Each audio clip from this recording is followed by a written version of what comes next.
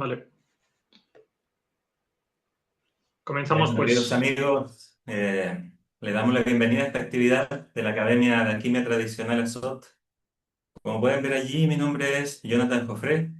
Estamos aquí en esta oportunidad gratamente presentando a Mario Martínez, que nos va a colaborar con esta presentación sobre los misterios del Santo Grial.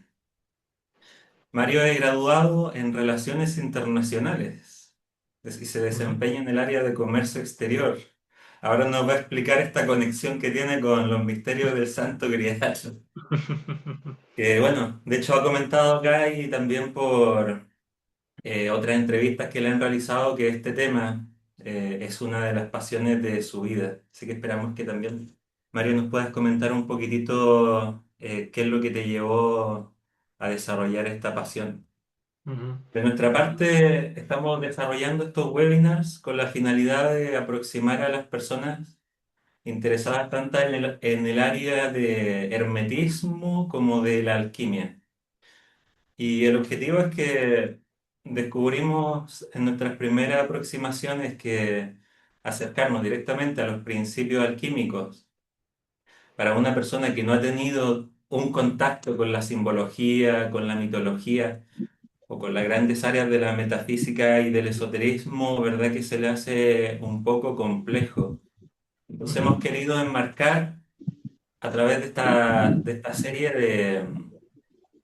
de webinars, de cursos también que estamos organizando desde acá, y sobre todo de ir conociendo a algunas personas que hayan desarrollado algunos estudios importantes relacionados con el tema, con el objetivo de que, como decimos, nos vayan contextualizando un poco a través de su saber. Creo que hay una cámara por aquí encendida, creo que es de Tamara, te agradeceríamos si puede apagar la cámara, por favor. Estamos viendo ahí un cielo. Hola.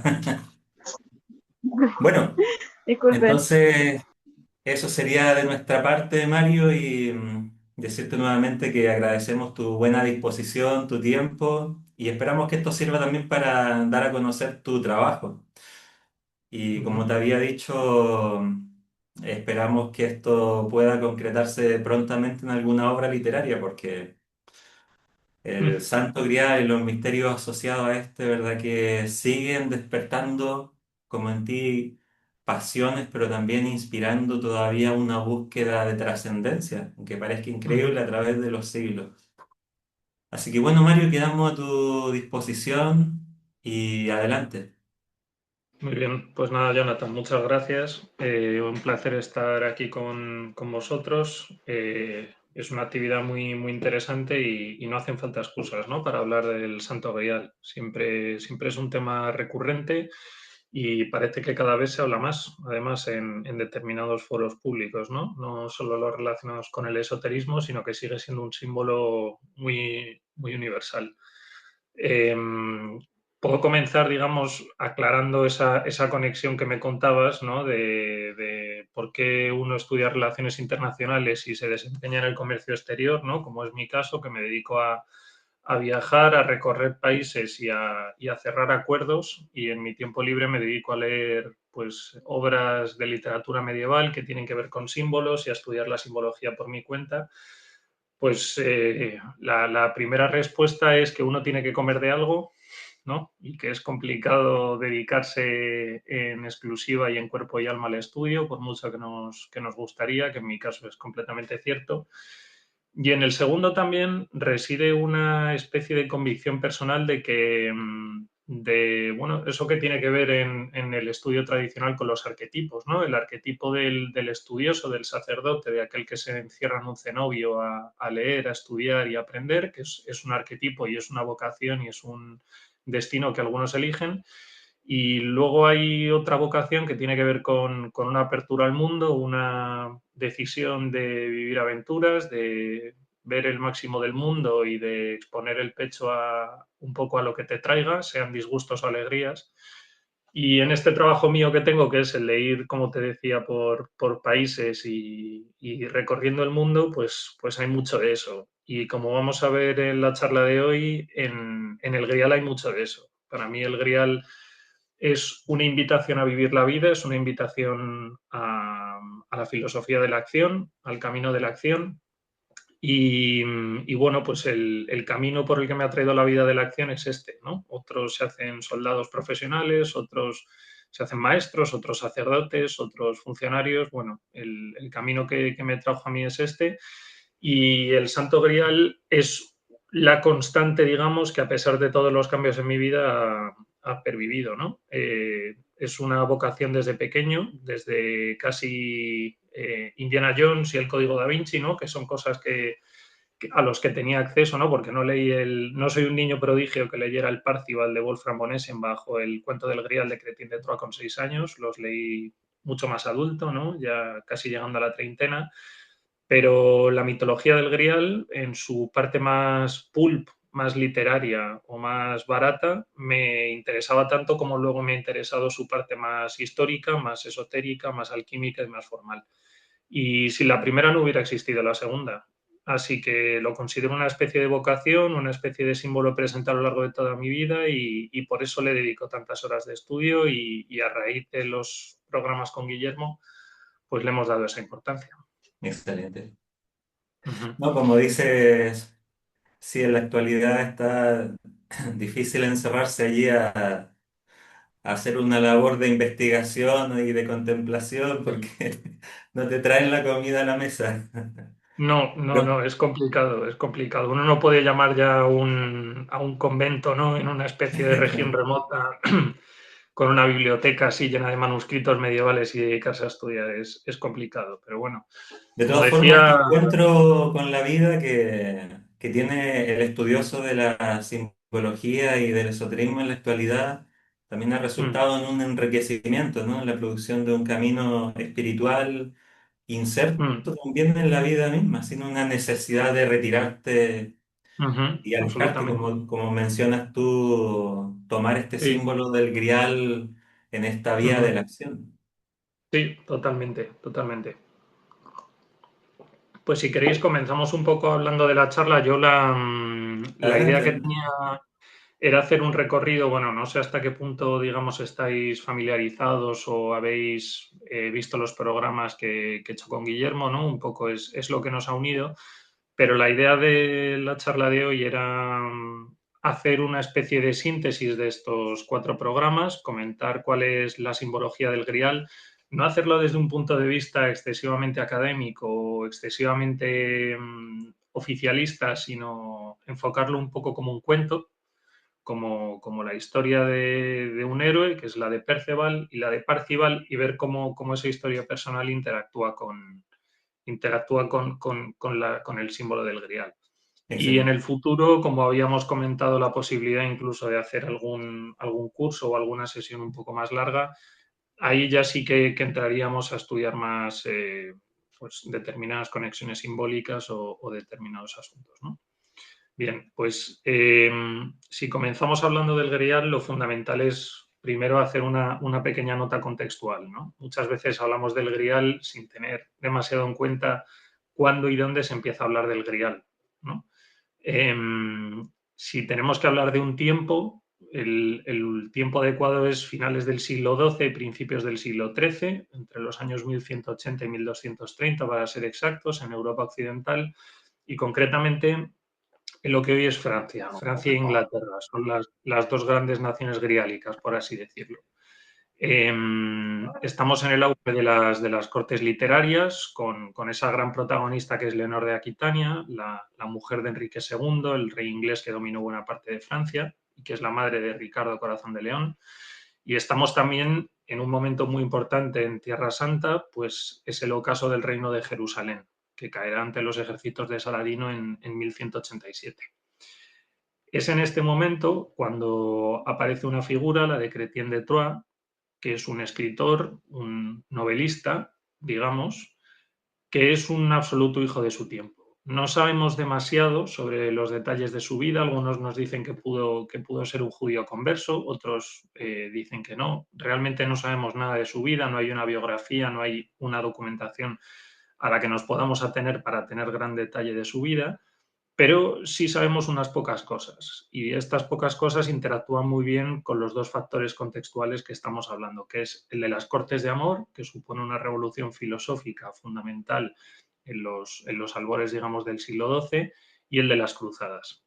Y digo que los dos factores interactúan con él, puesto que Chrétien de Troyes trabajó, o digamos, participó de la creación literaria en estas Cortes de Amor, y a su vez trabajó para caballeros cruzados. En este caso sabemos que Chrétien de Troyes dedica el cuento del Grial, que es la primera gran obra literaria en la que se menciona este símbolo y se desarrolla de una manera extensa, se lo dedica, decía, a Felipe de Flandes, que es hijo de Thierry de Alsacia, un noble cruzado, y el propio Felipe de Flandes, otro caballero cruzado. Con lo cual, Chrétien es un creador que está en permanente contacto con una espiritualidad militar, con una espiritualidad cruzada, y a la vez que está presente en pleno auge literario, en plena revolución literaria, que son las Cortes de Amor a finales del siglo XII, ¿no?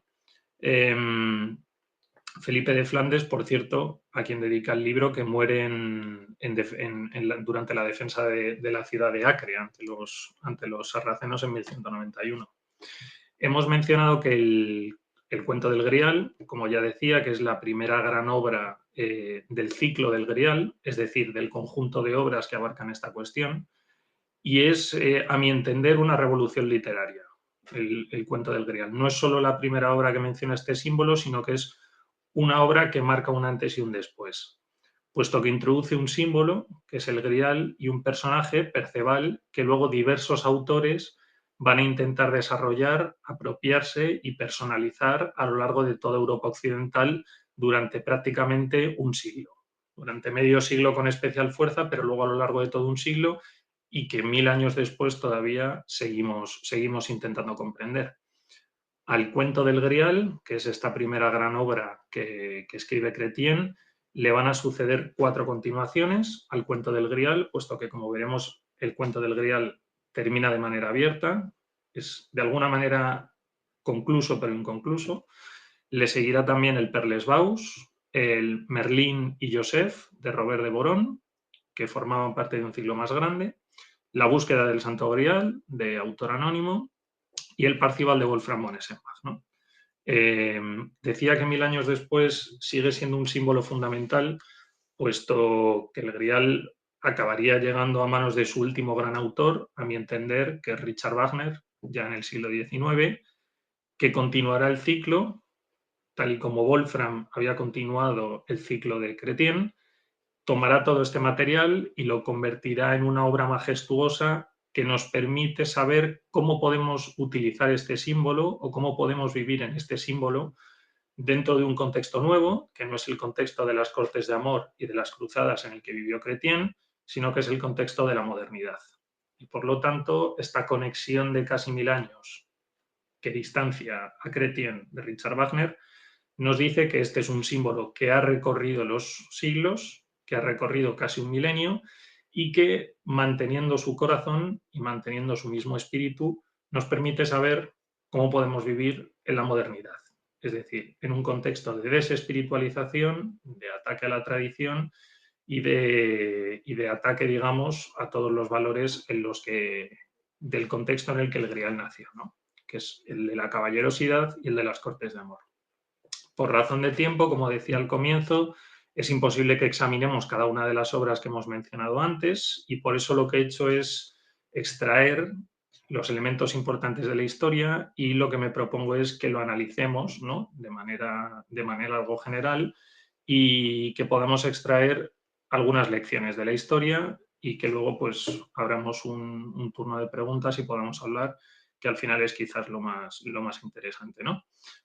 Podemos comenzar la historia, el cuento, puesto que hablamos de un cuento y por lo tanto hablamos de un personaje y de un héroe, que nuestro héroe, que se llama Perceval, es una especie de paleto, que decimos aquí en España. Es un tonto, una persona que no sabe mucho, que nace y llega al mundo como un ignorante, que en cierta manera es lo que también somos nosotros cuando venimos al mundo, ¿no?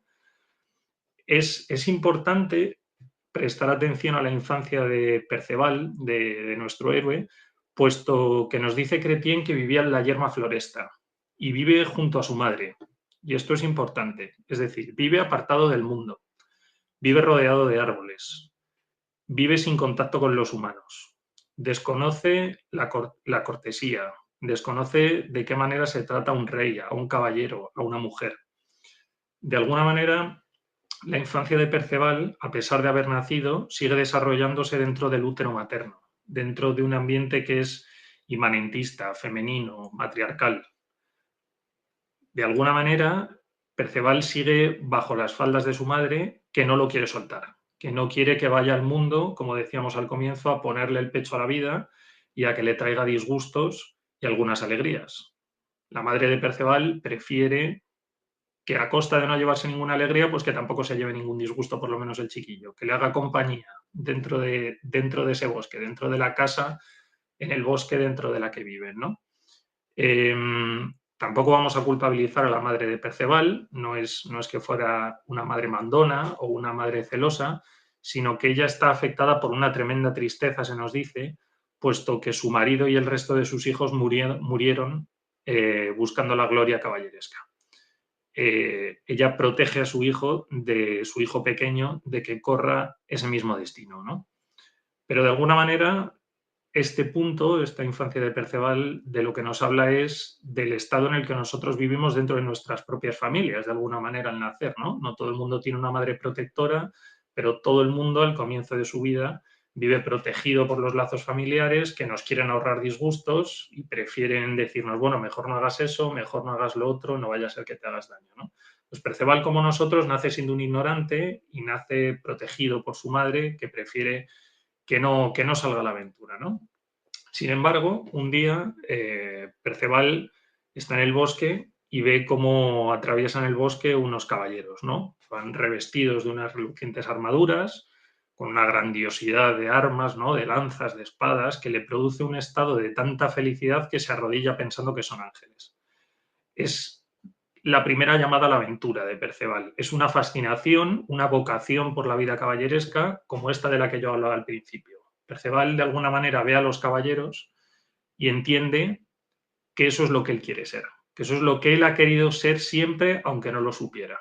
Es una iluminación divina que le hace querer tomar el camino de las armas, ¿no? Quiere salir al mundo ante la visión de esta grandeza. Quiere ser caballero y para eso lo que le dicen los caballeros es que lo que tiene que ir es a la corte del rey Arturo. Es una especie de procedimiento. Uno no puede ser caballero si el rey no lo ordena, ¿no? Entonces, Perceval se va, se marcha. Hace caso a esta llamada a la aventura y se marcha de casa de su madre. Es el momento de ruptura con el hogar materno, con los lazos de la maternidad, pero tiene un precio. Y es que su madre, como decíamos, que vive apenada por el hecho de haberse quedado viuda. Perceval es el hijo de la viuda, que es un símbolo interesantísimo, ¿no? Que muchos autores han desarrollado y, bueno, digamos que no es el momento hoy de hablarlo, pero que tiene una resonancia importante, que luego incluso la masonería es un símbolo que también ha cogido. Decíamos que Perceval se marcha y paga el precio, y el precio es que su madre, que ya vive en una enorme pena por ser viuda y por haber visto a sus hijos morir al buscar la gloria caballeresca, cuando ve a Perceval marcharse, muere.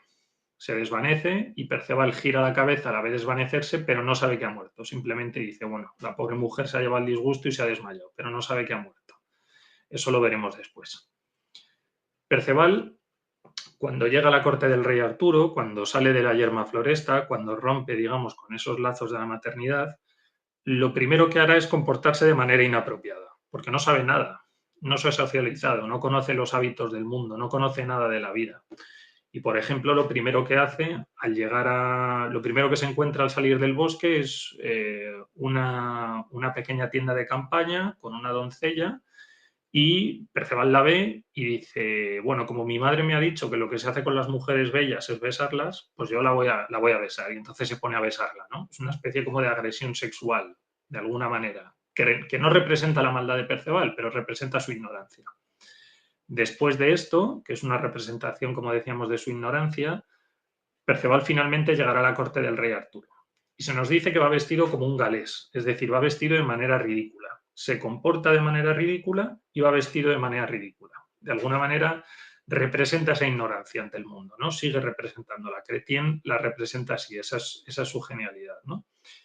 Perceval despierta las risas de los caballeros de la corte cuando expresa su decisión de querer ser ordenado caballero, pero finalmente reta a un caballero, el caballero rojo, que había ofendido a la reina Ginebra, y por ello Arturo lo encomendará, lo hará caballero, ¿no? Pero lo encomendará a un caballero mayor, que tiene el nombre de Gornemán de Gor, y Arturo manda a Perceval allí a que aprenda a comportarse como un caballero. Dice, bueno, este chico es muy valiente, pero vamos a ver que se comporte de una manera digna, que se comporte como un caballero, ¿no? Para que lo podamos ordenar.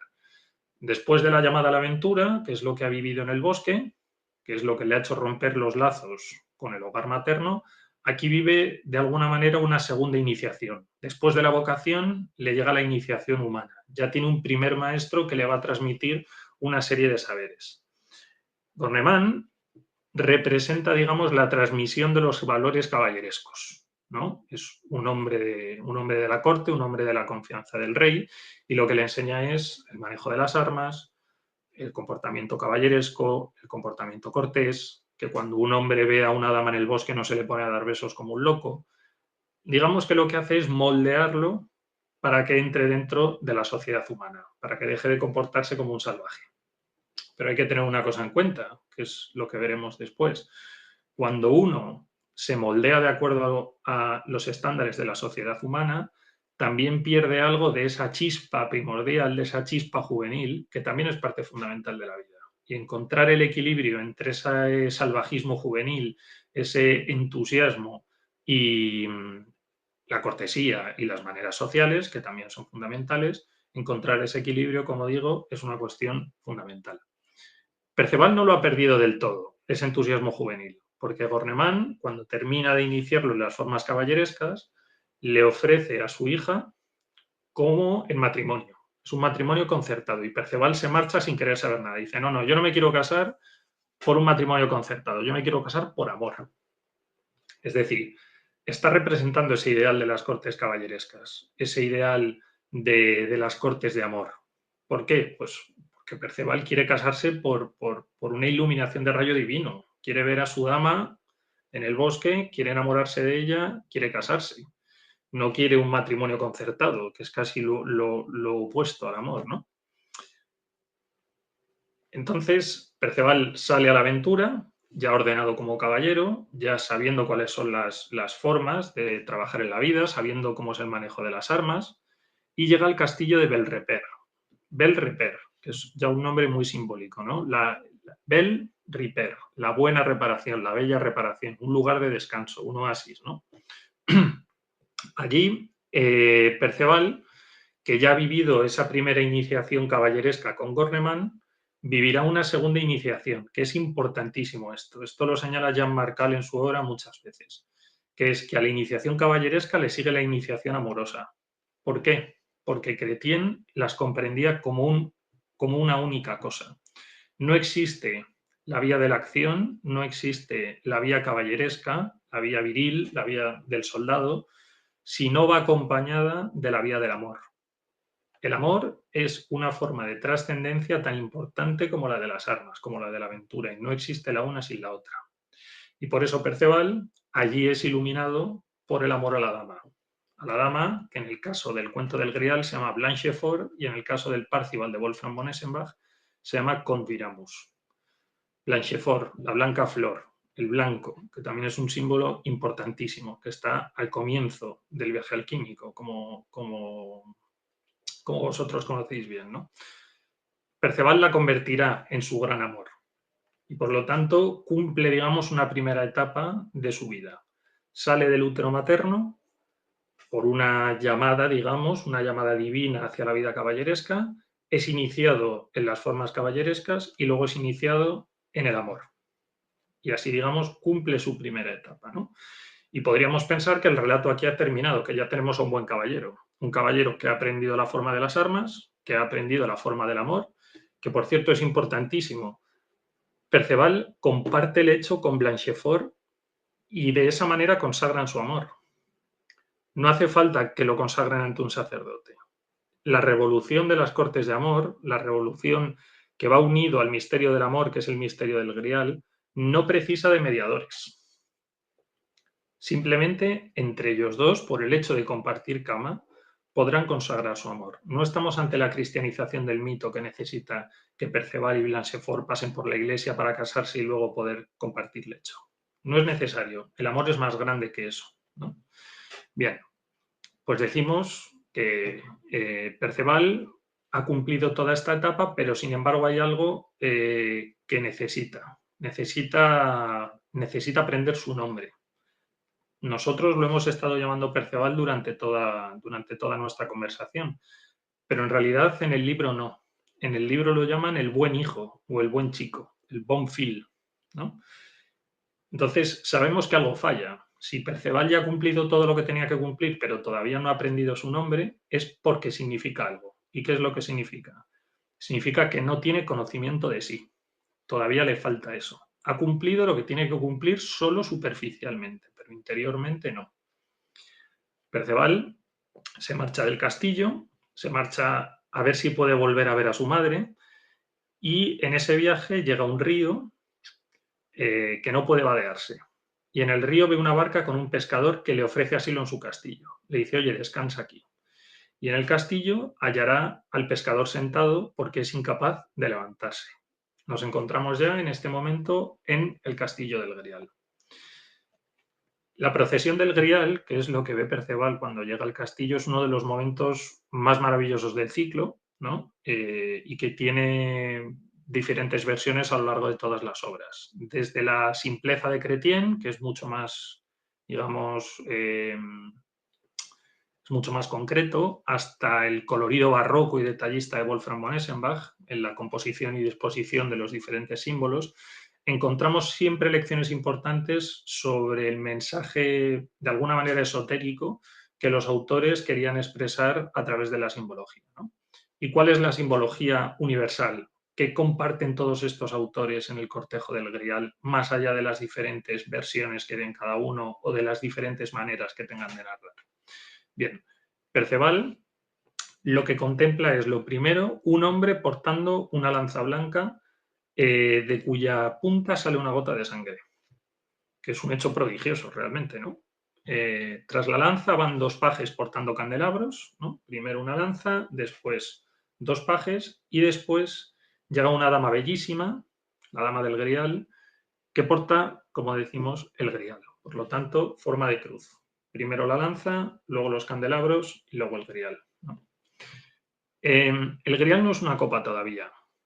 Luego se ha mistificado como una copa, pero en ese momento el Grial, aunque hay una discusión etimológica relativamente amplia, de lo que estamos hablando en este caso es de una especie de ensaladera, de una especie de gran plato, ¿no? Que tiene mucho que ver con los calderos, que luego lo hablaremos, ¿no?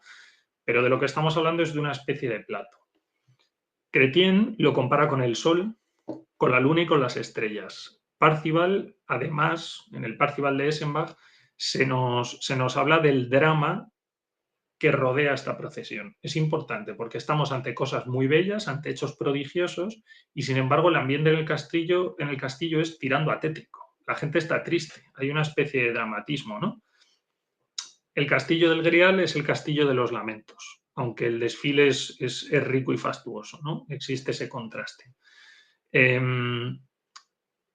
También Wolfram en el Parzival nos da el nombre de la dama que porta el Grial. Se llama Repanché de Joy, que puede traducirse de alguna manera en descanso o lugar de descanso de la alegría. Y se describe también como raíz y colofón de lo que desea en el paraíso. Bueno, pues todo esto es lo que ve el héroe al llegar al castillo del Grial. Y por lo tanto se asombra ante lo que está viendo. Y sin embargo, cuando ve todo esto, por algún motivo no pregunta qué es lo que está viendo.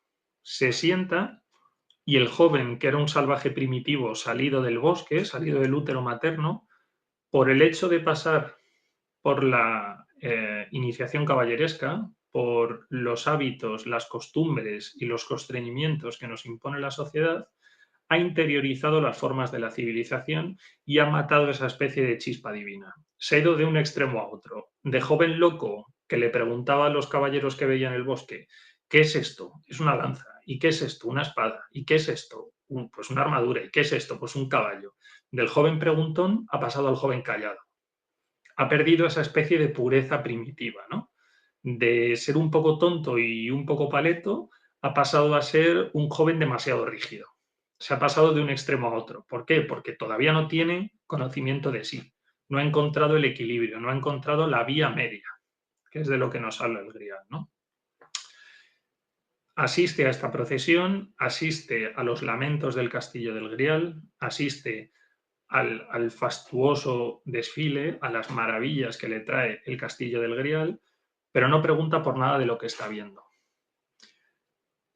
Es agasajado en el castillo, marcha a dormir después de cenar, después de una fastuosa cena, pero no pregunta ni por el dolor que impide levantarse al rey, ni por la naturaleza de los objetos maravillosos que está viendo.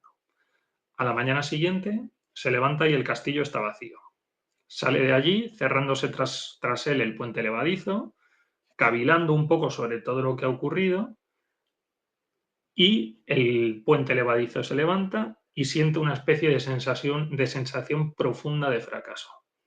Se siente perdido, siente que ha hecho algo mal, que hay algo que se está pudriendo dentro de él, que a pesar de haber cumplido con todo lo que se supone que tenía que cumplir, tiene una permanente sensación de fracaso, de alguna manera. En términos alquímicos, yo creo que este es el momento en el que Perceval se adentra en el nigredo, en el dolor antes de alcanzar la transformación, ¿no?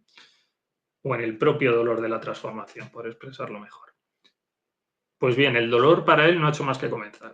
Ha empezado una segunda etapa, que es para mí una etapa negra, que es la etapa de la transformación mediante el dolor del héroe. Perceval sale del castillo y se encuentra a su prima, una dama que se llama Sigún, según Wolfram von Eschenbach.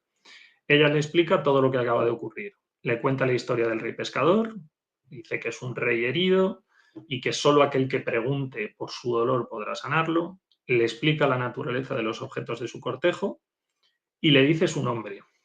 Es decir, el nombre le llega al héroe, que es muy simbólico y muy revelador.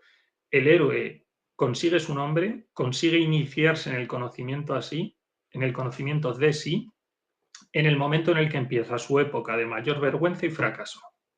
Es enormemente simbólico este hecho, ¿no? La prima, Sigún, continúa detallando su vergüenza, le dice, no has preguntado por el dolor del rey, lo cual habría curado las heridas del rey y habría devuelto la salud al reino que vive afligido por el dolor del rey, y le dice que cuando salió de la yerma floresta murió su madre. Es decir, le dice, eres un fracasado, has fallado en lo que supuestamente tenías que hacer y además has matado a tu madre de un disgusto. No, Perceval se hunde prácticamente, se marcha sumido en la pena y dice, bueno, pues vamos a ver qué puedo hacer con todo esto, ¿no? Porque son dos golpes muy duros. Oye, muy bien, has encontrado a tu amor y te has ordenado caballero, pero has fallado en tu misión en la vida. No has conseguido hacer lo que estabas llamado a hacer, es decir, a devolver la salud al reino preguntando por su dolor al rey pescador. Eres un fracasado. Y además, tu egoísmo, el hecho de que salieras de la yerma floresta así sin más y sin preocuparte por tu madre, la mató del disgusto. Bueno, pues va con todas estas heridas encima y se encuentra a la dama a la que besó después de salir de la yerma floresta, a la que simbólicamente violó, a la que simbólicamente agredió. Es un nuevo recordatorio de sus pecados, ¿no? El caballero que iba con la dama, que es el orgulloso de Landa, le acusa de haber deshonrado a la joven, lo cual de alguna manera es cierto, ¿no? Y desafía a Perceval. Pero Perceval le vence. A pesar de todos sus fracasos, a pesar de todo el dolor, no deja de ser un gran caballero, un gran hombre de armas, ¿no? Y el hecho de haber derrotado al orgulloso de Landa, que es un caballero fuerte, un caballero famoso, hace que toda la corte del rey Arturo se acuerde de él y diga, hombre, ¿qué fue de este chico? ¿Qué fue de Perceval? De este chico un poco tonto que llegó a la corte aquí pidiendo ser caballero, ¿no? ¿Qué ha sido de él? Bien, pues se van a buscarlo. Es también un hecho, a mí esto me gusta muchísimo porque es un hecho muy simbólico. Perceval es un caballero famoso y apreciado por sus semejantes, por sus contemporáneos, y al mismo tiempo es un desgraciado. El momento de mayor gloria de haber derrotado a un caballero famosísimo como el Orgulloso de Landa ocurre al mismo tiempo que él se siente un desgraciado, que está atravesando su noche negra del alma, ¿no? Bien, pues después de haber derrotado a este caballero, el Orgulloso de Landa, en ese estado de desesperación, dispara a un ave una flecha. No la mata, pero la sangre de la herida cae sobre la nieve y forma un dibujo con 3 gotas rojas. Y Perceval se queda mirando esas 3 gotas rojas absolutamente obnubilado, absolutamente obsesionado. Solo la llegada de otro caballero, de Galván, podrá sacarle del ensimismamiento. Este hecho, el de que Perceval se quedara mirando las 3 gotas rojas, es uno de los momentos más importantes y más simbólicos de todo el ciclo del Grial y concretamente de esta segunda fase, de esta gran noche negra del alma, de esta noche oscura del alma que está atravesando el personaje. Y es uno de los momentos además más analizados por toda la bibliografía en torno al Grial. Es el momento cumbre de su transformación y de su viaje iniciático. Porque esas 3 gotas rojas, rojas sobre blanca, si recordamos el nombre de su amada es Blanchefort, flor, la flor blanca, es decir, la cuestión del blanco sigue ahí y las manchas rojas no son solo manchas, son el portal que abre el viaje de Perceval a su interioridad. ¿Y de qué se da cuenta Perceval mirando estas 3 gotas rojas de sangre sobre el suelo blanco? Bueno, se da cuenta de que la fama y la gloria terrenal no valen nada para intentar descifrar el mundo. Da igual ser un gran caballero, da igual haber encontrado el amor y haberse casado, que es importante y que es la base para seguir. Si tú no tienes conocimiento de ti mismo, de eso todo no vale nada. Es un momento de conocimiento a través de la imagen, que eso desde un punto de vista puramente creativo es fascinante, y ese conocimiento está, como decía, necesariamente ligado al del amor. Perceval comienza su viaje interior, comienza su viaje a la interioridad, comienza su transformación mediante el viaje a la interioridad con una imagen que está directamente ligada al amor. Y por lo tanto, el misterio del Grial queda así inextricablemente ligado al misterio del amor, ¿no? Bien. De vuelta en la corte de Arturo, porque Galván le saca de ese obnubilamiento con las manchas rojas, una doncella fea, que se llama, Wolfram la llamará Kundry, y luego Wagner tomará este personaje y le dará una nueva dimensión que es fascinante, ¿no? Llegará esta doncella fea, que en la mitología celta es normalmente la mensajera de los dioses, llegará para llamar a los caballeros a la aventura, ¿no? Llegará ya a la corte y les dirá, oye, tenéis que salir a buscar aventuras, ¿no? Y es aquí cuando el cuento del Grial de Chrétien se desvía hacia las aventuras de Galván, de este caballero, Galván o Vain o Gauvain, que es el otro gran protagonista del ciclo del Grial, ¿no? Perceval decide no participar en estas aventuras, porque aunque ha comenzado a través de las gotas rojas y del dolor su viaje hacia la interioridad, no lo ha completado. Y por lo tanto, lo último que le apetece en el mundo es salir a buscar fama caballeresca. Ha comprendido que todo es vano salvo el amor. Y deprimido y desesperado por su fracaso, por no haber sido capaz de hacer las preguntas al rey pescador, decide salir en vagabundeo por la tierra. Es una especie de vía de la acción negra, es decir, un momento en el que él sabe que no puede volver a casa junto a su amada como si nada hubiera ocurrido y tampoco puede salir junto a sus caballeros, junto a los caballeros de la corte de Arturo a buscar aventuras como si nada hubiera pasado, porque el peso de su fracaso, el peso de no haber podido hacer la pregunta al rey pescador, que es el símbolo de que él no estaba alineado consigo mismo, de que él no se conocía a sí mismo, porque si se hubiera conocido a sí mismo, hubiera hecho la pregunta, hace que se marche, que siga vagabundeando, en busca de una solución, en busca de algo que le pueda redimir. Nos dice Chrétien que Perceval se va olvidado del mundo y olvidado de Dios. Es decir, en el peor momento de su vida, ¿no? Y tal es el olvido que tiene de Dios que un Viernes Santo, momento fundamental dentro de la digamos, de la mitología cristiana, por lo que representa, ¿no? Es el momento de máximo dolor, es el momento de la muerte de Cristo. Pues en un Viernes Santo, Perceval sigue su vagabundeo sin quitarse las armas de encima, lo cual es un símbolo de falta de respeto importante. Y eso hace que unos peregrinos le reprochen el hecho de ir armado y le digan, bueno, no pasa nada, pero vete a esa ermita que hay allí al fondo del camino en la montaña y haz penitencia. Allí, Perceval empieza una tercera etapa, la etapa final de su transformación, la etapa que le llevará fuera de ese dolor y de esa noche oscura del alma. Allí conoce a un ermitaño que es su último gran maestro, ¿no? Un ermitaño al que confiesa todos sus pecados, le revela más detalles sobre todo lo que le ha ocurrido con el Grial y con el rey pescador. El ermitaño parece que sabe mucho de todo esto que le está contando, ¿no?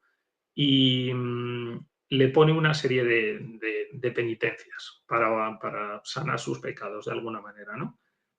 De la penitencia por sus pecados, de alcanzar el conocimiento y ser quien está llamado a ser, que es el hombre que redima al rey pescador y ponga fin a la tierra baldía. Perceval debe transformarse para cumplir finalmente su misión. Y Chrétien nos explica esto y de repente cierra el libro. Nos deja con la miel en los labios. Pone fin a la historia de Perceval, devuelve la acción a Galván y al resto de caballeros que han salido en busca de aventuras y nos quedamos sin saber qué pasa.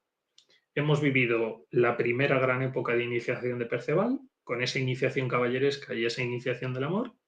Hemos vivido su gran noche oscura del alma, su transformación a través del dolor y el comienzo de su viaje iniciático para convertirse en ser quien está llamado a ser y cumplir su misión y devolver la paz y la primavera a la tierra baldía del reino del Grial. Y sin embargo no sabemos si cumple su misión, lo cual es un bajón importantísimo, ¿no? Es un coitus interruptus, prácticamente. Bueno, pues así se sintieron los contemporáneos de Chrétien. Leyeron su libro, leyeron la historia y dijeron, pero hombre, no nos puedes dejar así, ¿no? Y por eso hubo tantas continuaciones. Por eso tenemos un ciclo y no una única obra que está cerrada. Bien, para mí el mayor continuador, el mejor de todos ellos, es Wolfram von Eschenbach, ¿no? El autor del Parcival.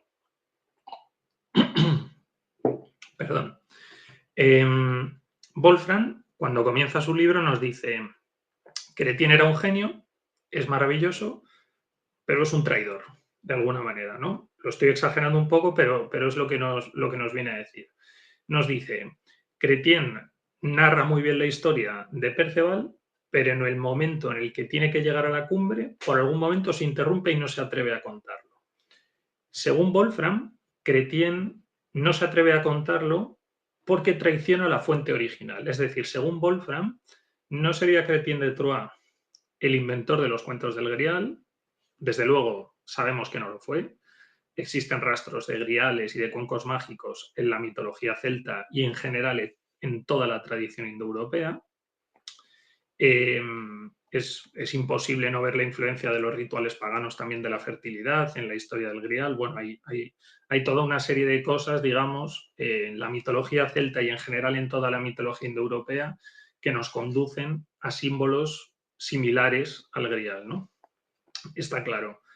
Pero Wolfram no se refiere a todo esto. Wolfram lo que dice es que hay un trovador llamado Quiot, Quiot de Provenza o Quiot de Cataluña, que puede estar o puede no estar inspirado en un personaje real, en un Quiot de Cataluña.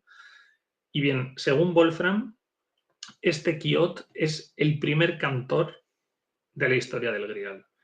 Y la cuenta porque la conoce de primera mano de un sabio toledano llamado Flegetanis, de la estirpe de Salomón, ¿no? Que había visto en el cielo con sus ojos algo oculto y lleno de misterio, que es el Grial. Un Grial que es la escritura de las estrellas. De nuevo las estrellas, igual que había dicho Chrétien al hablar del castillo del Grial. Y Wolfram se refiere a esta escritura de las estrellas como una escritura hermética que Flegetanis descifró, que le reveló posteriormente o que transmitió de alguna manera a Quiot y que Quiot cantó.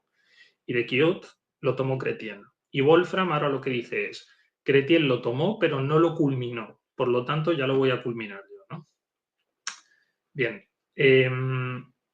nos quedamos en el momento en el que Perceval debe convertirse en quien está llamado a ser. Debe culminar ese viaje iniciático, ese viaje de interioridad para sanar al rey y sanar a sus heridas. Pues lo retomamos tal y como lo coge Wolfram. Wolfram lo primero que hace es darle un nombre a este ermitaño con el que está hablando Perceval. Lo llama Trevicent, ¿no? Y aquí, en la conversación con Trevicent, se explaya y hace un viaje por el origen y el desarrollo del símbolo del Grial, que son, sin ningún lugar a dudas, las páginas más importantes del Parcival de Esenbach. Lo primero de lo que habla es de la naturaleza del Grial. En Chrétien habíamos hablado que lo que vemos es un plato, el gradal, el plato de Chrétien, ¿no? Una especie de cuenco, una especie de plato grande. Bueno, en Wolfram no.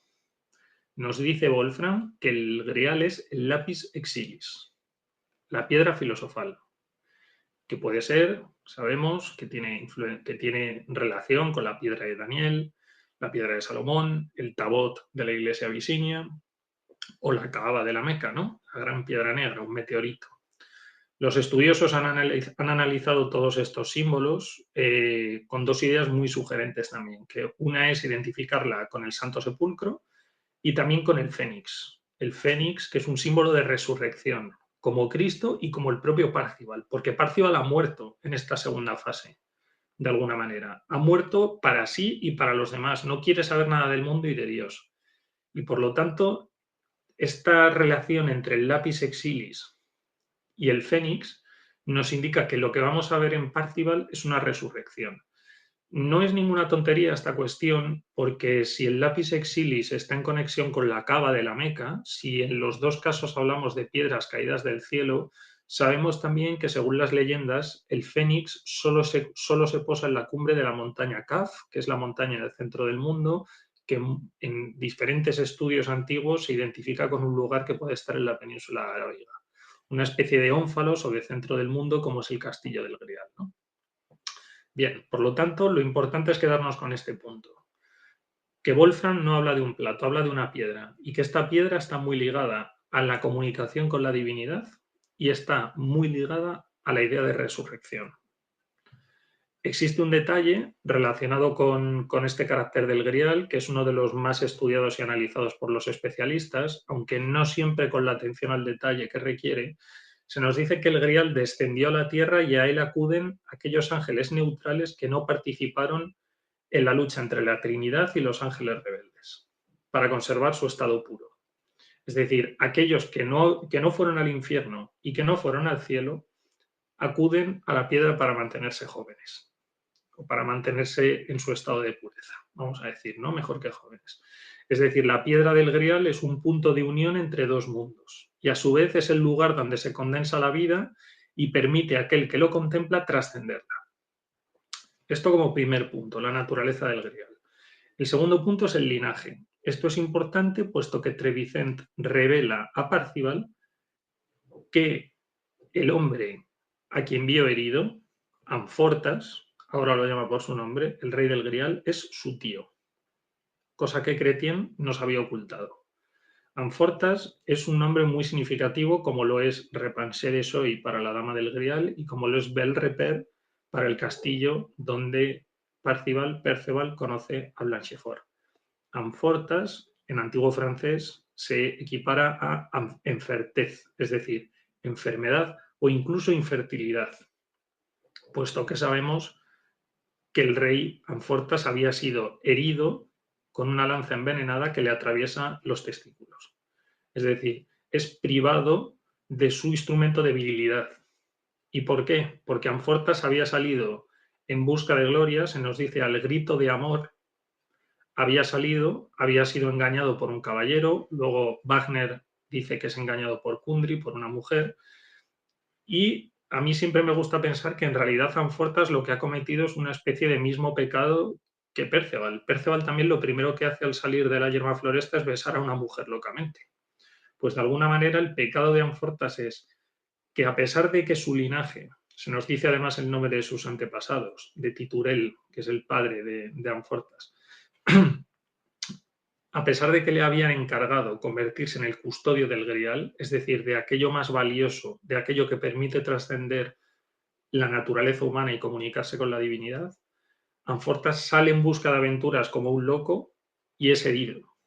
De alguna manera no cumple aquello que se le había encomendado y por eso es castigado. Y es castigado además con el golpe doloroso, se nos dice. Campbell tiene un estudio muy interesante sobre esto en su libro sobre el Grial, el golpe doloroso, ¿no?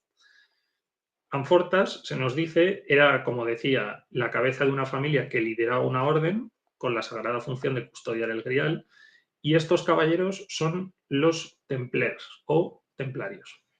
Custodiar el Grial no significa trabajar de guardia en un museo, venerando una reliquia muerta, es una vía activa, es decir, es una protección activa. ¿Y qué significa esta protección activa? Implica permitir el reinado efectivo de Dios sobre las naciones y vigilar eligiéndolos a los reyes. Es una idea, por expresarlo en términos tradicionalistas, un poco ligado a Ébola, que me gusta esta parte de la lectura que hace, aunque mi lectura del Grial no es 100% eboliana, pero es una idea gibelina, es decir, la de una caballería sagrada destinada a reunir en su trono el poder real y sacerdotal. Es la máxima expresión del Sacro Imperio. Titurel, Amfortas y después Perceval son pontífices que aunan en sí el poder sacerdotal y real. Y los templarios son su guardia, son su caballería y son las raíces de ese árbol que permiten que toda la humanidad se reúna en torno a esa idea. Y menciona la Orden del Temple y a los templarios porque Wolfram hace explícito que esa era la tarea esotérica de la Orden. Frente a los relatos más exotéricos que nos dicen que los templarios eran caballeros encargados de custodiar los caminos a Tierra Santa y que luego se convirtieron en banqueros, o de los más esotéricos dan brownianos, por decirlo de alguna manera, yo me quedo con este punto equilibrado que me parece absolutamente racional incluso, que es que los caballeros tenían una tarea exotérica, que era esta, y una esotérica, que era custodiar un camino sagrado hacia la divinidad. Y Wolfram nos dice que efectivamente este era el camino. Y puedes decir, bueno, hombre, por el hecho simplemente de hacer referencia a templarios o a templers, ya está asimilando Wolfram a la Orden del Temple. Bueno, pues todos los símbolos parecen indicarnos que sí. Los caballeros de la Orden que aparecen en el Parcival visten un manto blanco, como los templarios, que era un privilegio de ellos. Su cruz es de 8 radios u 8 puntas, que es símbolo mediador del número 8, que es el número que marca la comunicación entre el cielo y la tierra. Su cruz es roja sobre fondo blanco, como las manchas que contempla Parcival o Perceval en el suelo, cuando hiere al ave e inicia su viaje hacia la interioridad. La iglesia de los templarios era circular, como era el Santo Sepulcro y como se nos describe el Castillo del Grial. Es decir, hay muchos símbolos que nos llevan a indicar que Wolfram era un simpatizante de la Orden del Temple y que era conocedor tanto de su tarea exotérica, por supuesto, puesto que era conocida por todos, como esotérica. Pero bien, en lo que estamos es que Parzival, por el hecho de haber conocido todo este misterio del Grial, ha sido finalmente iniciado. Esto es interesantísimo, es fundamental, porque ya el hecho de que haya sido iniciado por este gran maestro le hace penetrar ya directamente en el misterio del Grial. Es decir, hemos pasado toda esta primera fase del amor y la caballería, pero no el conocimiento de sí, una segunda fase del dolor que le abre la puerta hacia el conocimiento de sí a través del dolor, y una tercera etapa en la que en la puerta espera un gran maestro que le dice, bueno, yo te voy a ayudar. Tú ya has dado el primer paso, que es saber que te falta algo, saber que tienes que conocerte a ti mismo, y yo te voy a explicar cuál es el misterio, te voy a explicar cuál es la historia de tu familia, cuál es la naturaleza del Grial, ¿no? Le ha transmitido ese conocimiento, no porque sea de una familia especial, que lo es, o por presentarse allí de casualidad en la iglesia, le es entregado porque ya ha pasado lo que tenía que pasar. ya ha pasado por toda su noche oscura del alma, ya ha pasado por todo el dolor que le ha transformado. Ya no es el joven idiota que había salido del bosque, ya no es el joven caballero enamorado que ha abandonado Belreper. Es un hombre maduro que conoce el dolor que trae toda la vida, ¿no? No obstante, queda un último paso en su viaje, una etapa en la que aprende no a manos ya de este maestro contemplativo que vive encerrado en una iglesia, sino de la pura acción. Símbolo perfecto de que en el camino iniciático del Parzival, contemplación y acción son igualmente importantes. Está muy bien que el maestro le haya contado cuál es el misterio del Grial, quién es Anfortas, quién es su familia, quién es Titurel, quiénes son los templarios, de dónde viene el Grial. Todo ese conocimiento está muy bien y está muy bien que lo sepa cuando ya ha atravesado el dolor, pero le falta algo, ¿no? Con toda esa información, Parzival acude en busca de su amor, de Conviramus, ¿no? de Blanchefort. En su camino se encuentra a un caballero de nombre Feirefiz. Feirefiz reconoce en él a su hermano, es decir, Parzival y Feirefiz se reconocen como hermanos y a pesar de esto luchan, combaten a muerte, pero quedan empatados. Ninguno vence al otro. Esto es simbólicamente interesantísimo por varios hechos. El primero, que esto es algo que Chrétien no habla, es que Feirefiz es hijo de Gamuret, del padre de Parzival, que había ido en busca de aventuras a Oriente, donde termina sirviendo al califa de Bagdad, un caballero cristiano que sirve a un monarca musulmán. Recordemos que los califas aunan dentro de sí la investidura religiosa y militar también, son una especie de pontífices, digamos. Y Feirefiz es asimismo un personaje fascinante porque Wolfram nos lo describe como blanco y negro, es decir, es una yuxtaposición final entre la luz y las tinieblas. El enfrentamiento entre ambos hermanos y el hecho de que ninguno de ellos pueda vencer es enormemente simbólico porque es un reconocimiento de la unidad. Es el concepto alquímico, de nuevo, de reunión de las naturalezas repugnantes y contrarias en unidad perfecta. Una noción metafísica que responde a la idea de que el equilibrio de cualquier par es signo de la unidad que trasciende a la distinción. Esto es importantísimo. El equilibrio de cualquier par es signo de la unidad que trasciende a la distinción. Es decir, la verdad es la unidad. Es la vía media, de nuevo. Esta es para mí la gran revolución del Parzival, que es el mensaje, digamos, que me gusta transmitir cuando hablo siempre del Grial. La verdad es la unidad. Es esta la idea que la modernidad individualista y tecnificada nos pretende arrebatar prácticamente siempre. Cuando Parzival lo comprende, es decir, cuando Parzival comprende que no puede vencer a Feirefiz y que Feirefiz no le puede vencer a él, que deben unirse, es cuando Kundry, aquella dama que había aparecido en la corte de Arturo en el momento de máximo dolor de Parzival para llamar a la aventura, le llama, y le llama para ser proclamado rey del Grial. Kundry es la mensajera de la divinidad, y de alguna manera lo que le está diciendo es: no te llamé para vivir aventuras en la corte de Arturo porque tu aventura ya la estabas viviendo. Ahora te llamo porque tu aventura ha terminado y te tienes que convertir en quien estás llamado a ser, es decir, en el rey del Grial. Dice Kundry que las estrellas ya le han proclamado como rey del Grial y que en el Grial ha aparecido un mensaje que le llama a él. Parzival ha tenido que iniciarse en todo este camino, aprender por la vía media de la acción y la contemplación para ser proclamado e iniciar una nueva etapa que ponga fin a la tierra baldía, al reino del rey enfermo e inaugurar una nueva Jerusalén desde el castillo en el centro del mundo, que es el castillo del Grial. La investidura y proclamación de Parzival no llega tras vencer a un caballero, porque de hecho no lo vence. Venció a un caballero al principio de su camino y venció a otro caballero, al orgulloso de Landa, en medio de su camino. Y ninguna de las dos victorias, por muy importantes que fueran, le hicieron sentir completo. Curiosamente, el combate que le permitirá sentirse completo es aquel que no vence. Es aquel en el que reconoce que no puede vencer al otro sino unirse a él, donde reconoce al distinto como propio, donde reconoce al otro como sí mismo. Ha comprendido de nuevo que la verdad es la unidad, que él es el otro y el otro es él. ¿Y cómo terminará expresándose esta idea? Pues de la única manera en la que podía ser, que es preguntándole al rey pescador, al rey enfermo, ¿qué es lo que te duele? ¿Cuál es tu aflicción? se interesa por el dolor del otro y en ese interés, en la comprensión, en el reconocimiento de que el dolor ajeno es también nuestro porque somos unidad, Amfortas puede curarse. En la fiesta con la que concluye la historia, Feirefith es bautizado para ver el Grial y se casa con Repansé de Soy, con la dama portadora del Grial. Juntos, se nos dice, engendran al Preste Juan, que es otra figura de soberano del centro del mundo, y de alguna manera el heredero de Parcival como guardián del castillo del Grial. Esa línea que va de Titurel a Amfortas a Parcival y luego al hijo de Repansé de Soy con Feirefith.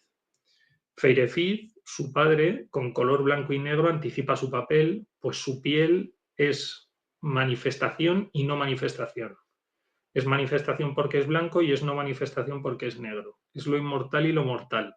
Es el andrógino primordial, el hombre universal, pontífice rey. Esto es lo que expresa el hecho de que el hermano de Parcival sea negro y blanco.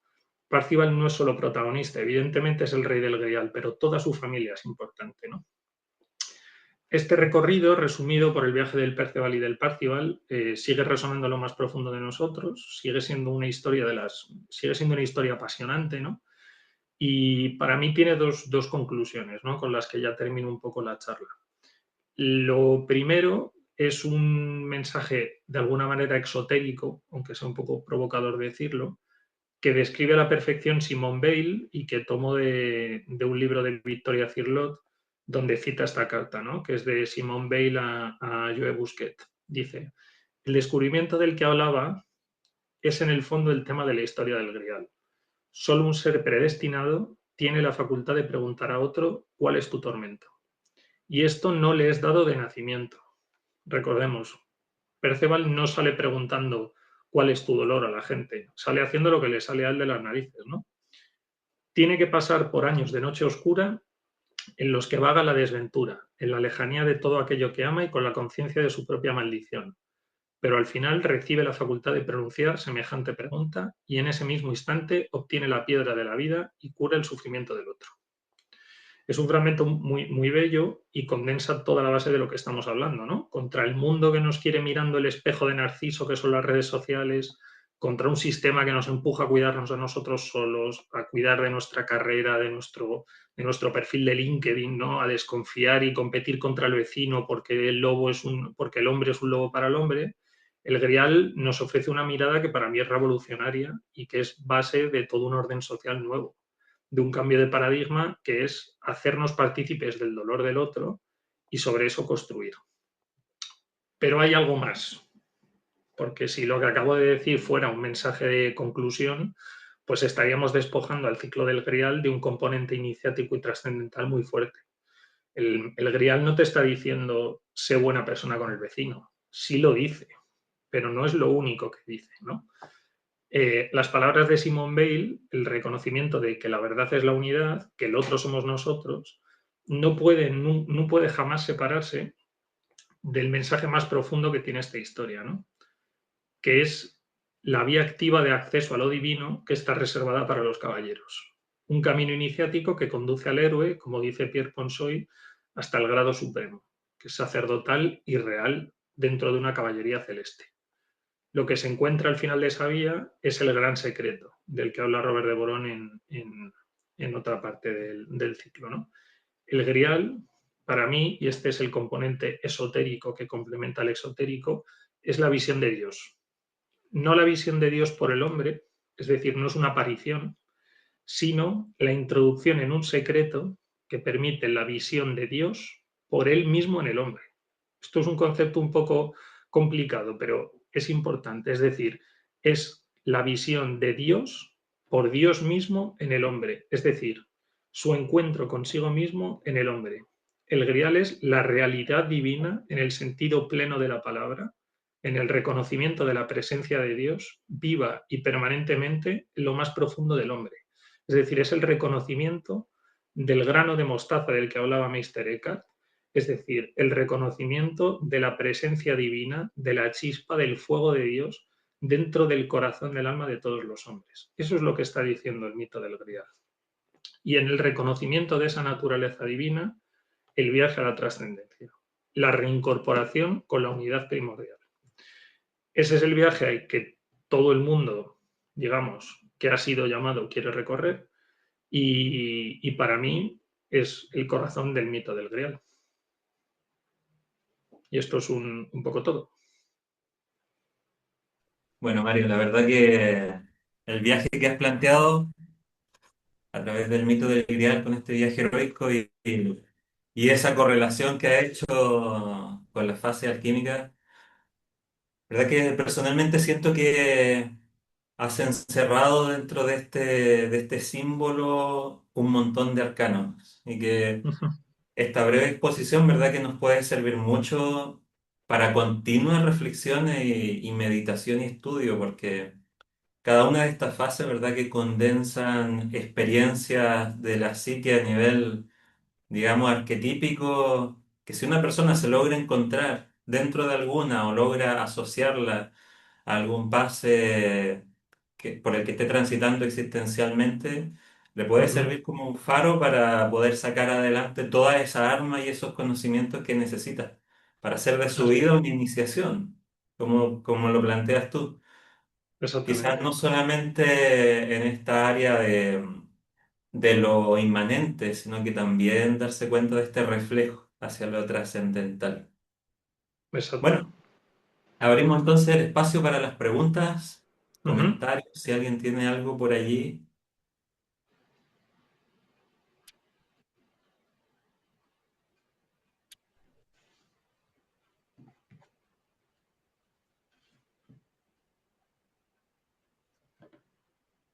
Parece que no hay muchas preguntas. Es normal de todas Bueno, formas cuando uno se enfrenta como a veces a revelaciones de este tipo, ¿verdad? Que van tan cargadas de datos que se empiezan a interrelacionar de una forma que uno no había hilado antes.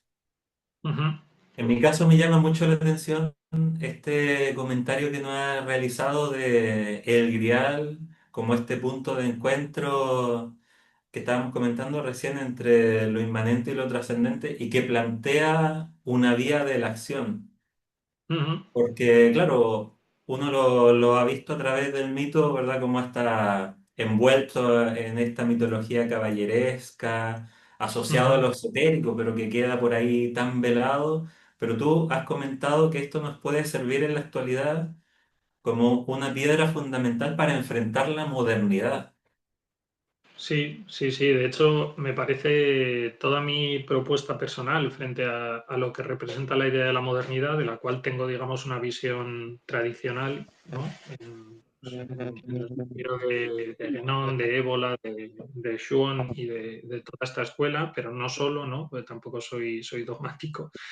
Eh, Creo efectivamente que el Grial plantea una vía de la acción porque, primero, porque Perceval, cuando conoce de la mano de Trevisan la naturaleza del Grial, pues no se queda allí con él y dice, ah, pues fenomenal, tenemos este conocimiento y pues somos los más listos, pues somos unos iniciados, pues ¿cuánto sabemos? Pues fenomenal. Perceval acude, digamos, una vez conoce este secreto, lo primero que hace es acudir a su amada. Y en ese camino hacia su amada es cuando se encuentra a su hermano y combate con él. Y una vez combate con él es cuando le es llamado al castillo del Grial para ser proclamado rey. Es decir, Perceval tiene el conocimiento, pero luego sigue saliendo a la vida. Eso en un primer momento, ¿no? O sea, eso como primera instancia. Y luego, como segunda instancia, el comentario que hace Pierre Ponsoy sobre la caballería celeste del Grial, de nuevo, no significa que la familia del Grial y que los caballeros templarios que custodian el Grial digan, oye, pues qué fenomenal, tenemos aquí el Grial, pues somos los mejores. ¿Cómo de listos somos? ¿Qué buenos caballeros somos? No, el Grial es un símbolo del centro del mundo. Y el centro del mundo es un símbolo de la vertical que se traza entre la divinidad y nuestro mundo. Es decir, el como es arriba es abajo. Es decir, el grial es el instrumento por el cual la divinidad llega hasta nuestro plano, donde la vertical se inserta con el horizontal en el símbolo de la cruz. Por lo tanto, el grial es ese símbolo donde se bifurcan los caminos, donde la vertical, como digo, se intersecciona con el horizontal. Y los templarios y la orden del grial y la familia del grial son los encargados de hacer que esto ocurra. Por lo tanto, el grial no puede ser simplemente un conocimiento esotérico que te otorga un privilegio para sentirte especial o para sentirte el mejor o para hacer una orden mistérica, iniciática, exclusivista y utilizarla para tu poder. No, no, no, no, no se trata de eso. En el plano personal significa que es un conocimiento que te lleva a ti a desenvolverte en el mundo. Y en el plano general, en el plano total, lo que significa es que tu misión es hacer que la vertical se encuentre con el horizontal, es decir, que como es arriba es abajo. Es decir, que, que desde nuestro plano, que desde nuestro mundo alcancemos la trascendentalidad y que la trascendentalidad nos alcance a nosotros. Extraordinario. Por acá Karina Marey, creo que tiene alguna duda. Adelante, Karina. Ujú. Por ahí Gracias. tuvimos mala conexión, pero todavía quedamos en contacto a través del grupo de WhatsApp. Como había comentado Mario, más adelante estamos proyectando un curso, así que ahí nos vamos a Ujú. poder explayar muchísimo más. Ujú. Pues muy bien. Por último, Mario, creo que no hay más preguntas. Me ha llamado la atención esta aproximación y esta vocación que sientes por el tema del grial y lo relaciono con esta necesidad que las personas a veces encuentran de vivir un quehacer, un estudio, una labor Ujú. como un verdadero Tao, ¿no? Como un verdadero camino que a la vez Ujú. que uno lo estudia, lo interioriza, también se va encontrando a sí mismo. Desde luego. Sí, No sé para mí lo ha sido. cómo nos recomendarías tú acercarnos a estos arcanos del ideal, porque de todas formas esto está inevitablemente relacionado con lo sagrado. O sea, una persona puede Ujú. tener una aproximación literaria, pero siempre lo que Sí. va a terminar abriendo el velo de una comprensión más profunda va a ser esta conexión cardíaca, ¿no? Que casi, diría por lo que te acabo de oír, es un Ujú. conocimiento en sí iniciático. Sí, pues digamos, para mí la manera de acercarse al Grial es leyendo los libros donde está, donde se habla de él, ¿no? No solo, por un lado, las obras originales, el cuento del Grial es lo hablaba hace poco en una charla como esta que di en Zaragoza, aquí en España, y se me acercaba una persona del público y me decía, pero no es muy aburrido de leer. Y de verdad que el cuento del Grial es una historia muy entretenida. Es un libro con 1000 años, pero es divertido de leer. Lo mismo con Wolfram von Eschenbach. Toda la literatura griálica y artúrica son interesantes. Entonces, esa es, digamos, la primera manera. Y luego, evidentemente, leer todos los estudios que hay sobre el tema. En castellano tenemos a Victoria Cirlot, que es la gran especialista académica del Grial y que tiene varios libros que son interesantísimos sobre el tema y que es de donde yo he aprendido la mayor parte de cosas. Otros autores, Jean Marcal, Pierre Ponsoy, bueno, hay toda una serie de autores que son interesantes, pero luego, como tú dices, en verdad es que hay que vivir. O sea, uno no puede entender el dolor de Parcival o de Perceval si uno no ha vivido su propio dolor.